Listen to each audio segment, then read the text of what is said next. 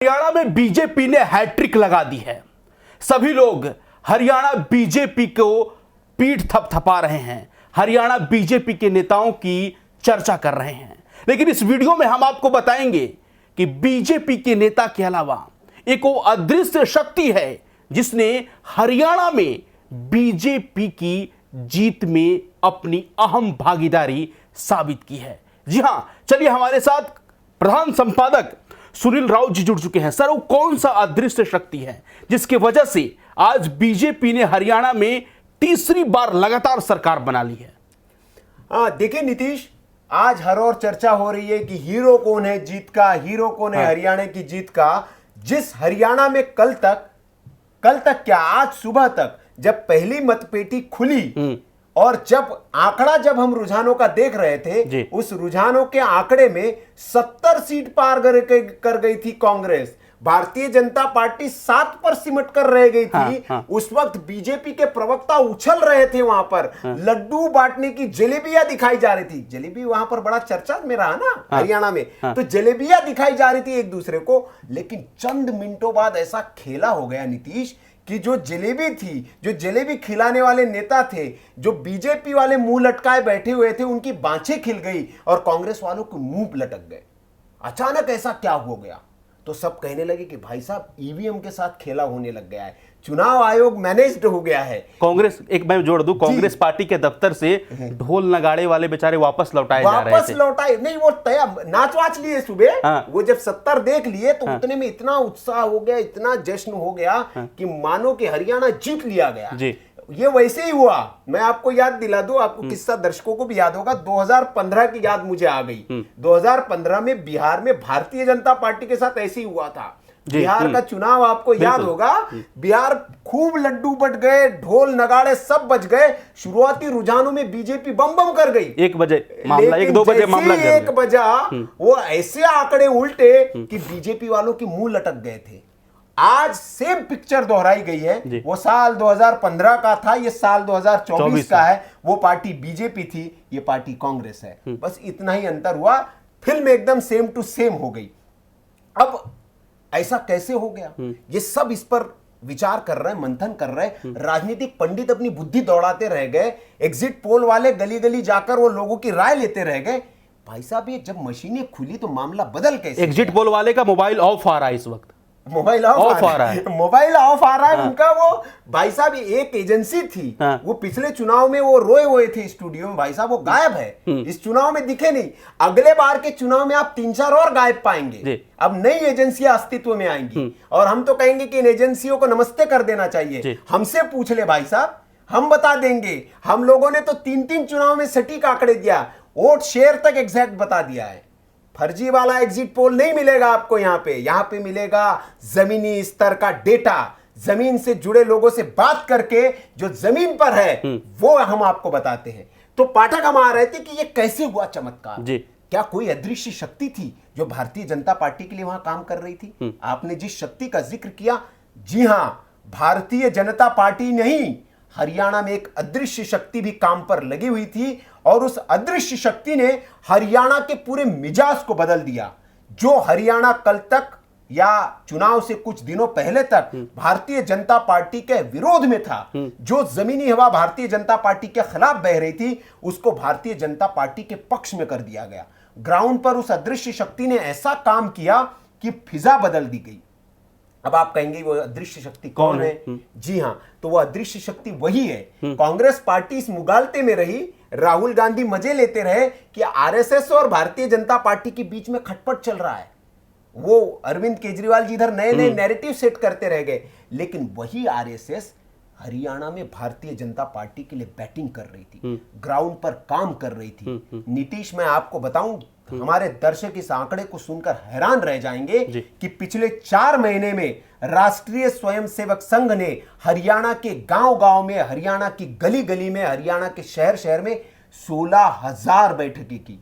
कितनी? 16,000 बैठकें राष्ट्रीय स्वयंसेवक संघ के नेताओं ने, कार्यकर्ताओं ने की। और किनके बीच गए ये कार्यकर्ता, आपको पता है?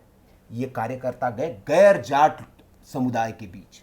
गैर जाट समुदाय के बीच जाकर उन्होंने समझाने की कोशिश की कि अगर कांग्रेस की सरकार आ गई तो हरियाणा में जाटों का वर्चस्व हो जाएगा और आप लोग फिर तो यादवों के बीच में गए, अहिर जो बेल्ट में जो यादव है, ब्राह्मणों के बीच में गए, इनको समझाने की कोशिश की गई और उनको ओबीसी समुदाय, खासतौर पर दलित समुदाय, इन बस्तियों में जाकर समझाया कि जो नैरेटिव गढ़ा जा रहा है भारतीय जनता पार्टी के खिलाफ, इस नैरेटिव में सत्यता नहीं है।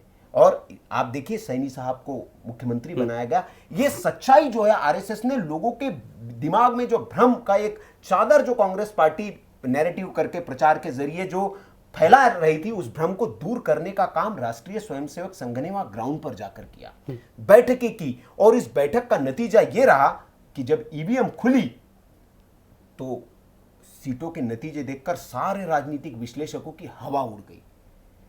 सब यही कहते रहेंगे कि राष्ट्रीय स्वयंसेवक संघ और बीजेपी की बन नहीं रही है, लेकिन वही आरएसएस जो है वो बीजेपी के लिए काम कर रहा है। मतलब अंदर ही अंदर खेल हो गया, अंदर ही अंदर खेल हो गया। अब इसके पीछे नीतीश, मैं बताऊं, कोई राष्ट्रीय स्वयंसेवक संघ, आप पिछले दिनों के, ये 4 महीने की मैं बात बता रहा हूं, और पिछले 4 महीने के अगर दौरान के हम कुछ इंसिडेंट्स पर नजर डालें तो किस तरह से राष्ट्रीय स्वयंसेवक संघ नड्डा साहब के बयान के बाद और पिछले लोकसभा चुनाव के नतीजों के बाद और उत्तर प्रदेश में जिस तरह से हार हुई, उसके बाद जो खटास थी, निश्चित तौर पर आरएसएस और भारतीय जनता पार्टी के बीच में एक दूरी बन गई थी, लेकिन उस दूरी को पाटने के लिए कई ऐसे फैसले लिए गए भारतीय जनता पार्टी की ओर से कि आरएसएस को उन्होंने साधा, आरएसएस के मन मुताबिक बातें की और उसके बाद आरएसएस ने भरोसा दिया कि ठीक है, एक ट्रेलर आपको दिखाते हैं। और ये जो दिखाया है उन्होंने हरियाणा में, ये ट्रेलर है कि भाई साहब ये हरियाणा का ट्रेलर है। और अभी आपको और अंदर की एक बात बता दूं, मैं महाराष्ट्र में राष्ट्रीय स्वयंसेवक संघ पूरी तरह से सक्रिय हो गया है और आने वाली जो महाराष्ट्र के चुनाव है उसमें भी राष्ट्रीय स्वयंसेवक संघ बड़ी भूमिका निभाएगा। मतलब आपका ये कहना है कि प्रधानमंत्री मोदी का जादू नहीं चला हरियाणा में, नहीं, आरएसएस का जादू चला है। नहीं, देखिए मैंने क्या कहा, इससे पहले भी आपने मुझसे सवाल पूछा था, ये किसी एक व्यक्ति की जीत नहीं है। नरेंद्र मोदी ने निश्चित तौर पर रैलियां की, खूब भयंकर प्रचार किया, भारतीय जनता पार्टी के कई कार्यकर्ताओं ने, अमित शाह ने कई रैलियां वहां पर की। अब नायब सिंह सैनी ने अपनी पूरी ताकत लगाई, नए मुख्यमंत्री होने के बाद जनता के बीच में गए, उन्होंने बताया कि मैं आपके लिए क्या कर सकता हूं।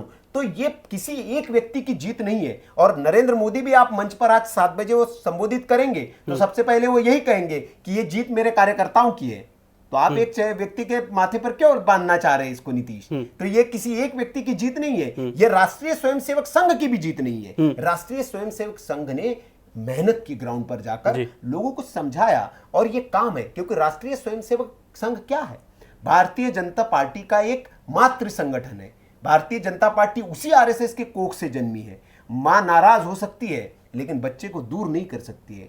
तो कुछ दिनों के लिए नाराज हो गई थी मां, लेकिन बच्चे का कान ऐंठ के उसको रगड़ के बताया कि रास्ते पे आ जाओ, ठीक हो जाओ। अब बच्चा जब थोड़ा सा उसको लगे कि बच्चे के लक्षण अब ठीक होने लगे तो मां ने फिर उसको पुचकारा, उसको दूध दिया, खाना दिया। तो ये हरियाणा, ये ट्रेलर था। तो ये जो हरियाणा में ये जो चमत्कार हुआ है, एक तरह से चमत्कार है ये राजनीतिक पंडितों के लिए, भारतीय जनता, किसी ने नहीं सोचा। बीजेपी के नेता आप डिबेट में सुबह सुबह देखेंगे मुंह लटका ऐसे बैठे हुए थे, वो बेचारा, उनको लग रहा था क्या दोनों राज्य हम हार रहे, क्या जवाब देंगे वो इसी में। लेकिन जैसे ही वो माहौल पलटने लगा, उन चेहरों के नेताओं के, आप देखिए उस मोमेंट को, मुझे रिवाइंड करके आप देखने लायक चित्र है वो पहले कांग्रेस वाले का चेहरा देखिए, बीजेपी वाले का, और उसके बाद दोनों देखिए आप, एकदम रिवर्स हो गया मामला।